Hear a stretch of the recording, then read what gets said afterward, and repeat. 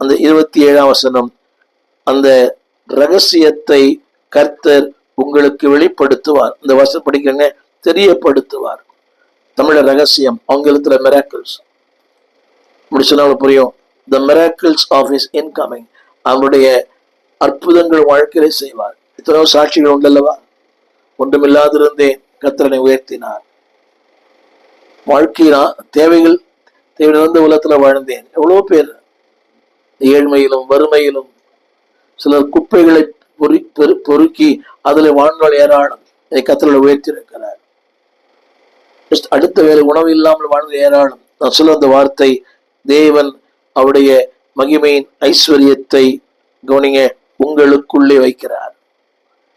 Don't forget the incoming of God's miracles. அந்த மகிமையின் ஐஸ்வர்யத்தை உங்களுக்குள்ளே வைக்கிறார். அதான் சொன்னேன், இட் இஸ் a mysterious. அது புரியாது, சொன்னால் விளங்காது, சொல்லவும் முடியாது, ருசிச்சாதான் தெரியும். எனவேதான் திருமறை சொல்லுகிறது, கர்த்தர் நல்லவர் என்பதை ருசித்து பாருங்கள். அது சொல்லி தெரிய போறதில்லை. You have to go through that. It is a mystery. முதல்ல சொன்னேன், இட்ஸ் a majesty. இரண்டாவது, இட்ஸ் a mystery. அடுத்து நம்புகிறேன், not only a miracle, the measure of the indwelling. அந்த தேவன் செய்கிற அற்புதங்களுக்கு அளவே இல்லை. அது ஒரு அழகான வார்த்தை, இன்னதென்று. In English, there is no limitation. உங்களுக்கு புரியாது, இன்னதென்று உங்களுக்கு தெரியாது. சொல்லப்பட்ட வார்த்தை the measure. தேவன் உங்களுக்கு என்று வைத்திருக்கிற அந்த மேன்மையான, மகிமையான, மகத்துவமான the measure, அளவிடப்பட முடியாத ஆசீர்வாதங்கள் என்னை கேட்டுக்கொண்டிருக்கிற அன்புதேவ பிள்ளையே, வாழ்க்கையில கர்த்தர் செய்வார். ஆரம்பத்தில் சொன்னேன், the majesty of the life in Christ.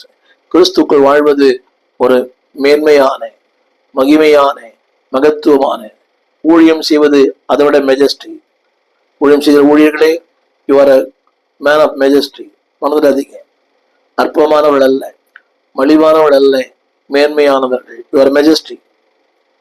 சொல்றேன் இல்லையா கோர்ட்ல, my majesty. You are a man of majesty. இரண்டாவது, you are man of mystery.